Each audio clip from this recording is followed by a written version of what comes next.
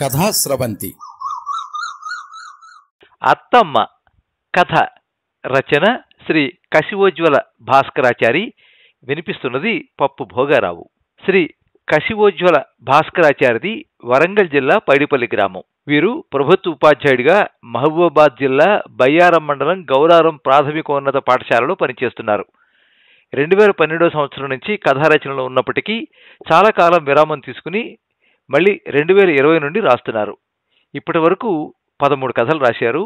వీరి కథలు స్వాతి, ఆంధ్రభూమి, ఈనాడు, వార్త, వెలుగు, నమస్తే తెలంగాణ, నవతెలంగాణ దినపత్రికల్లో, సండే మ్యాగజైన్స్లో వచ్చాయి.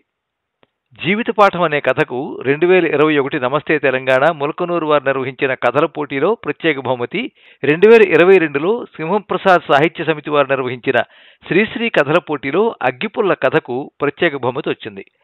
కథ అంటే మనిషిని కదిలించేదిగా ఉండాలని నమ్ముతారు. అత్తమ్మ కథ రచన పరంగా వీరికి సంతృప్తిని, చాలా మంది ప్రశంసలను అందించింది.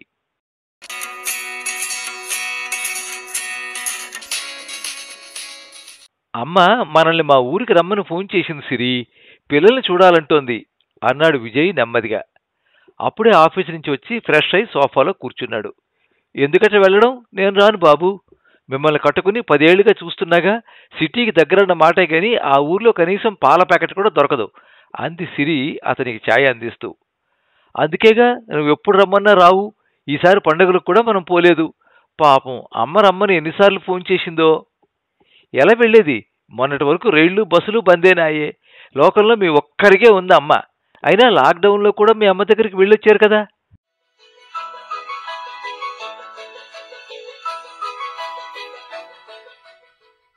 విజయ్ తల్లి రాధకు 60 ఏళ్లుంటాయి. ఆమె ఆరోగ్యం అంత బాగోదు.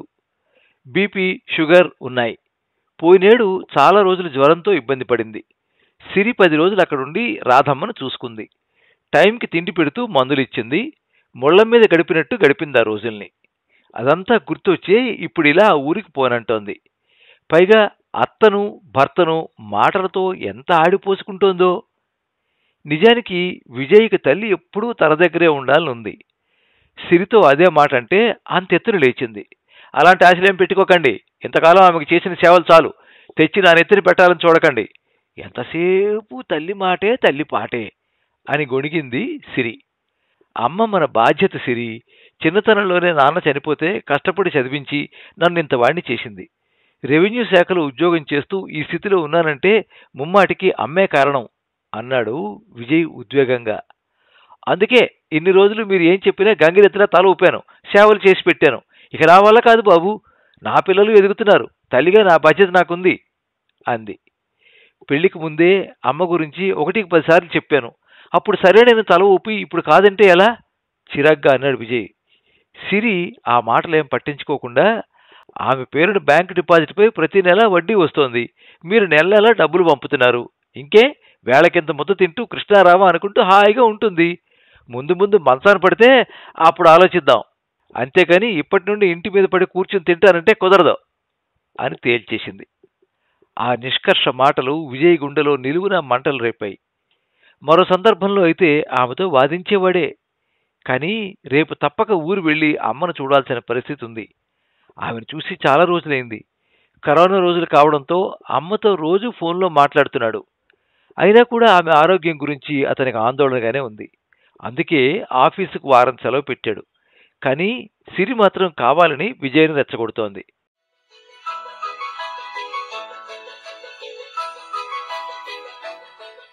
సిరి బాగా డబ్బున్న కుటుంబం నుంచి వచ్చింది.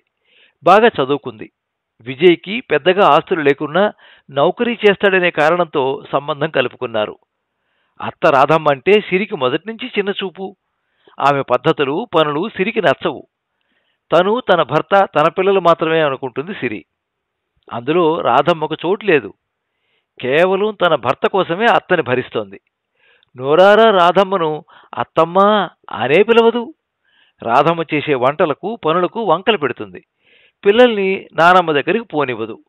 సిరిని చూసి పోనీలే చిన్నపిల్ల, తనే నెమ్మదిగా అర్థం చేసుకుంటుంది అని మనసులో అనుకునేది రాధమ్మ. కొడుకు విజయ్ కోసం చూసి చూడనట్టుంటోంది. ఈ విషయంలో ఒక్కోసారి విజయ్ సిరిని కోప్పడితే కొడుకునే వారించేది రాధమ్మ. అప్పటిదాకా అమ్మ నాన్న మాటలు వింటున్న 5 ఏళ్ల కొడుకు చింటూ నాని ఇంటికి రాను బోర్ అన్నాడు దీర్ఘం తీస్తూ. వాడికి మోటు పట్లు కావాలి. నాన్నమ్మ వాళ్ళ టీవీలో అది రాదు మరి.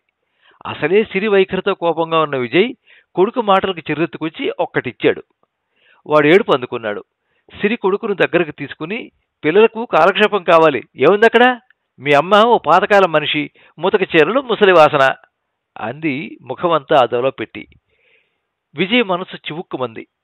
కట్టుకునే బట్టల్లోనూ కూడబెట్టిన ఆస్తుల్లోనూ మనిషి విలువ వెతక్కు. వయసు పొంగు నీకు నాకు ఎవరికీ ఎల్లకాలం ఉండదు. మాట్లాడితే మీ అమ్మ అంటావు. అత్తమ్మంటే నీ నోట్లో ముత్యాలు రాలుతాయో ఏ అన్నాడు బాధగా.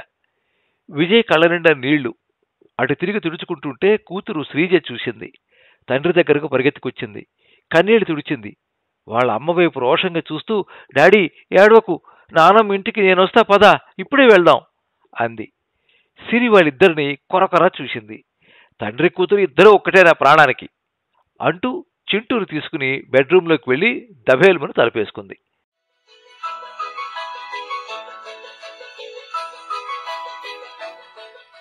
రాత్రంతా ఏం ఆలోచించుకుందో గాని ఉదయం పిల్లల్ని రెడీ చేసి తాను తయారై కూర్చుంది సిరి. విజయ్ అమ్మయ్యా అనుకునే లోపే 3 రోజుల కంటే ఎక్కువ ఉండనని కండిషన్ పెట్టింది సిరి. బస్సులో కూడా భర్తకు వినపడేలా గట్టిగా 3 రోజులు నాకు బండచాకరీ తప్పదు దేవుడా అంటూ కళ్ళు మూసుకుంది.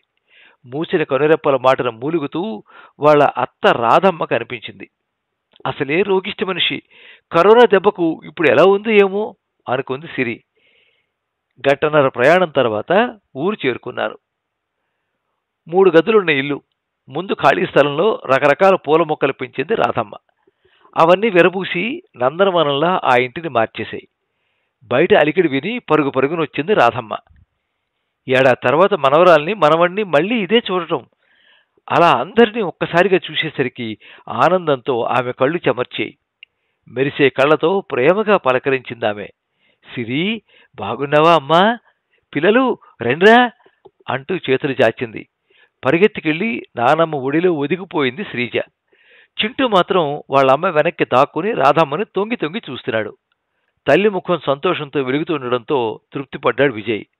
అమ్మ ఎప్పుడు అలా ఉండడమే అతనికి కావలసింది. లేత ఆకుపచ్చని కాటన్ చీరలో ఆరోగ్యంగా ఉత్సాహంగా ఉన్న రాధమ్మను ఎగాదిగా చూసింది ఆ కోడలు. ఎప్పుడూ దిగులుతో నీరసంగా జీవకళ లేకుండా కనిపించేది. ఇదేమిటి ఆరోగ్యంగా కనిపిస్తోంది? ఎప్పుడూ కట్టని కాటన్ చీరలో తలకు రంగు వేసుకుని ఉంది అనుకుంటూ రాధమ్మను బొమ్మలా చూస్తూ అలాగే నిలబడిపోయింది సిరి. నాన్నా విజయ్, లగేజ్ లోపల పెట్టి అందరూ స్నానాలు చేసిరండి, టిఫిన్ చేతురుగాని, బాత్రూంలో వేడినీళ్లు పెట్టా అంది రాధమ్మ. స్నానాలు చేశాక అందరికీ వేడివేడి దోశలు చట్నీతో కొసరి కొసరి వడ్డించింది. పిల్లలు కూడా పేచీ పెట్టకుండా తినేశారు.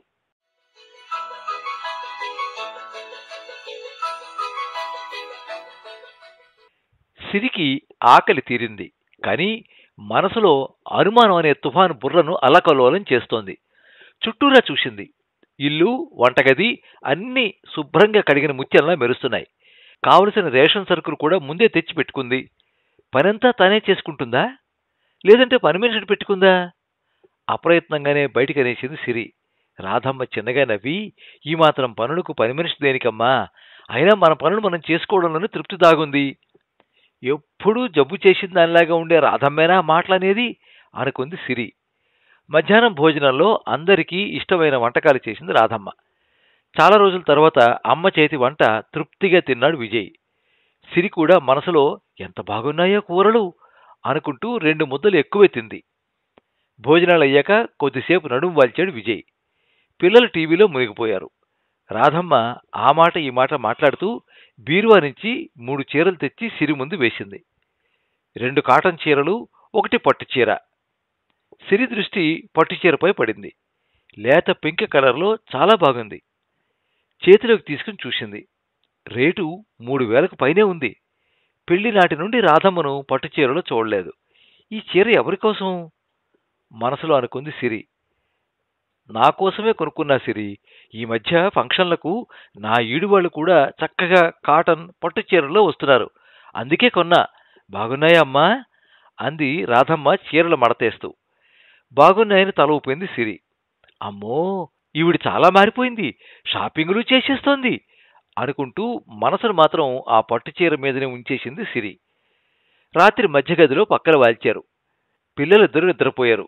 అత్త కోడలు ముచ్చట్లతో ఒక దగ్గర చేరారు. విజయ్ వాళ్ళ దగ్గరికి వెళ్లి కూర్చున్నాడు.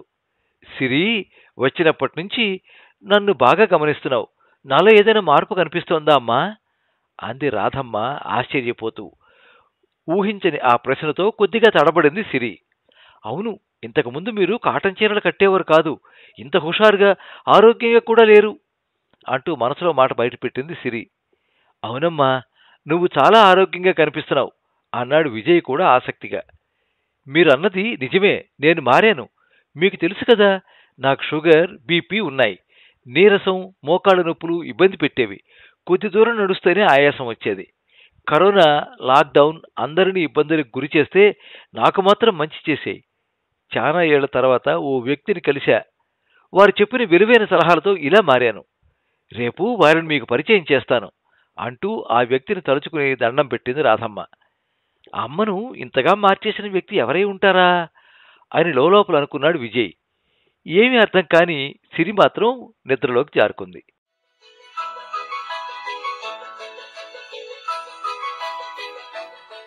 పొద్దున్నే వాకింగ్కి వెళ్ళొచ్చిన రాధమ్మ చెప్పినట్లుగానే ఆ వ్యక్తిని వెంటేసుకొచ్చింది.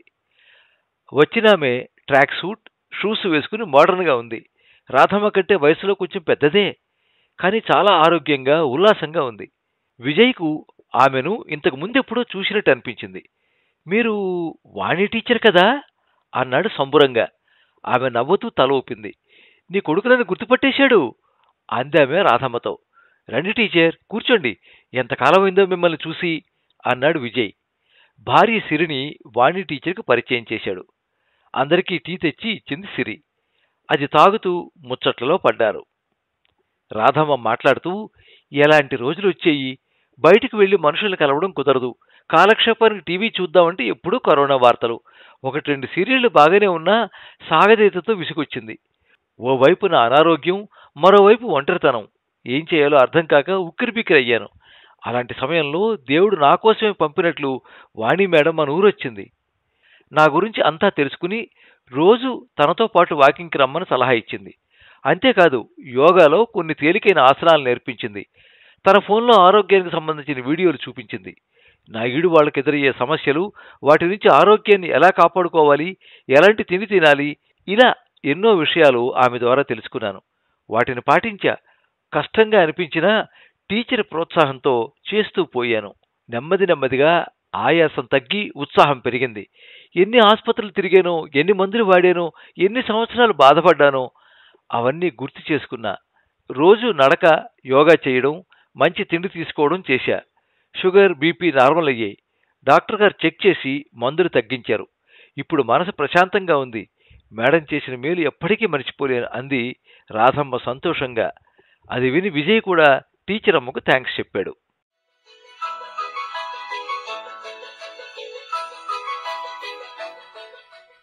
నేను చేసింది ఏం లేదు.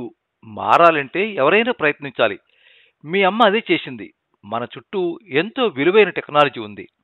సరిగ్గా వాడుకోవడం తెలిస్తే వయసుతో సంబంధం లేకుండా ఎవరైనా జీవితంలో ముందుకు వెళ్ళొచ్చు.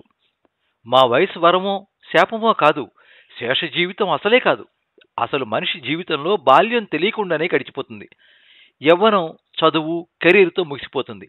మధ్య వయసు సంసారం, సమస్యల జంజాటం. ఇక హాయిగా బతికేది ఎప్పుడు? ఇదిగో ఇప్పుడే. 60 ఏళ్ల వయసు జీవిత చరమాంకం కానే కాదు, అసలు శిశుల జీవితానికి ఆరంభం. ప్రపంచంలో ఎంతో మంది ప్రముఖులు 60 ఏళ్ల వయసు దాటాకే గొప్ప గొప్ప విజయాలు సాధించి చరిత్రలో నిలిచిపోయారు. ప్రధానులు, ప్రెసిడెంట్లు, ముఖ్యమంత్రులు చాలామంది 60 దాటిన వాళ్లే. వాళ్ళంతా ఎంత అద్భుతంగా రాజకీయాల్లో రాణిస్తున్నారో చూస్తున్నాం. శ్వాస, ఆశ ఉన్నంతకాలం జీవితం మిగిలే ఉంటుంది. బ్రతికి ఉన్నందుకు రోజు లేవగానే దేవుడికి కృతజ్ఞతలు చెప్పుకోవాలి. ఇక మేము సైతం మా విలువైన కాలాన్ని సొసైటీ బాగు కోసం ఉపయోగిస్తాం అంది వాణి టీచర్ ఉత్సాహంగా. విజయ్, సిరి ఆ మాటలు విని ఆశ్చర్యంగా రాధమ్మ వైపు చూశారు. అవును విజయ్, మేడం క్రాఫ్ట్ టీచర్.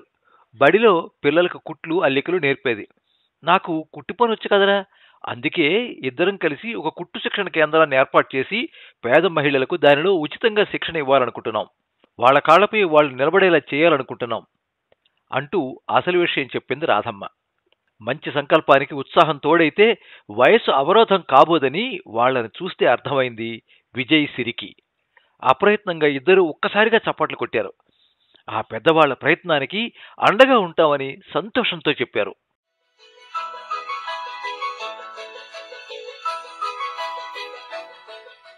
అక్కడ ఉన్నన్ని రోజులు సిరిని ఒక్క పని చేయడం లేదు రాధమ్మ. కనీసం వంట చేస్తానంటే ఇంటికి వెళ్తే నీకెలాగూ తప్పదు, ఇక్కడ ఉన్నన్ని రోజులు నా చేతి వంట తినమ్మా అంది. ఇష్టమైనవన్నీ వాళ్ళకి చేసి పెట్టింది. ఓ రోజు విజయ్కి ఆఫీస్ నుంచి ఫోన్ రావడంతో వెళ్ళక తప్పలేదు. అది తెలిసి బాధపడింది రాధమ్మ. పిల్లల కోసం సున్నుండలు, జంతికలు చేసిచ్చింది. ఇక బయలుదేరే టైంకి రాధమ్మ బీరువా నుండి పట్టుచీర తెచ్చి సిరి చేతిలో పెట్టింది. సిరికి ఒక్క క్షణం నోట మాట రాలేదు. మీరెంతో ఇష్టంగా కొనుక్కున్నారు కదా, మీరే ఉంచుకోండి. రాధమ్మ చిరునవ్వుతో, నాకు కోడలైనా కూతురైనా నువ్వే కదా అమ్మా, ఒట్టి చేతులతో నిన్ను ఎలా పంపను, కావాలంటే నేను కొనుక్కుంటానులే అంటూ చీరను కోడలి బ్యాగులో పెట్టేసింది. నానమ్మ బై బై అంటూ చేతులు ఊపుతున్న శ్రీజ, చింటూను దగ్గరకు తీసుకుని ముద్దాడింది. వాళ్ల చేతిలో చెరో 100 రూపాయలు పెట్టింది. వాళ్ళకి డబ్బులెందుకమ్మా అన్నాడు విజయ్. పిల్లలు ఏదైనా అడిగితే కొనిపెట్టు నాన్న అంది రాధమ్మ. సరేనమ్మా, ఇక మేము వెళతాం, వెళ్ళాక ఫోన్ చేస్తా అన్నాడు. ఇప్పుడైనా వెళ్ళొస్తా అత్తమ్మా అనదే సిరి. ఏం మనిషో మనసులో అనుకున్నాడు విజయ్.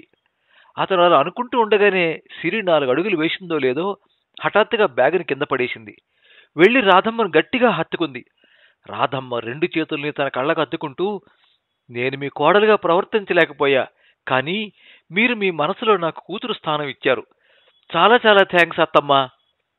సిరిగల కుటుంబం నుండి వచ్చానన్న భావంతో చాలాసార్లు మీతో చులకనగా మాట్లాడాను, తప్పుగా ప్రవర్తించాను, దయచేసి నన్ను క్షమించండి అంది సిరి. ఆమె కంట్లో నుండి జలజల రాలిన కన్నీళ్లను రాధమ్మ చేతులు తుడిచాయి. సిరిని అక్కుని చేర్చుకుని, నాకన్నీ తెలుసు, ఆకాశాన్ని, మబ్బులు, మనిషిలోని ప్రేమను అపార్థాలు ఎల్లకాలం దాచలేవు తల్లి. నువ్వు తప్పక ఏదో రోజున నన్ను అర్థం చేసుకుంటావని నమ్మాను. ఇప్పుడు నాకు సంతోషంగా ఉందమ్మా అంటూ సిరి వెన్నుతట్టి ఓదార్చింది రాధమ్మ. తల్లి గుండెలపై వాలిన సిరిని ఆశ్చర్యంగా చూస్తూ ఉండిపోయాడు విజయ్.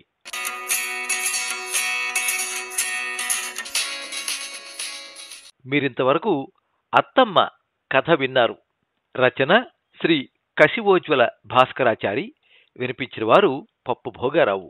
ఈ కథ దర్వాజా ప్రభాత వెలుగు ఆదివారం 2021 తేదీ మార్చి 21వ తేదీ సంచికలో ప్రచురించబడింది. ఈ వీడియోని లైక్ చేయండి, మీ మిత్రులందరికీ షేర్ చేయండి. ఇలాంటి మరిన్ని మంచి కథలు వినిపించడానికి ఈ ఛానల్ని సబ్స్క్రైబ్ చేసుకోండి.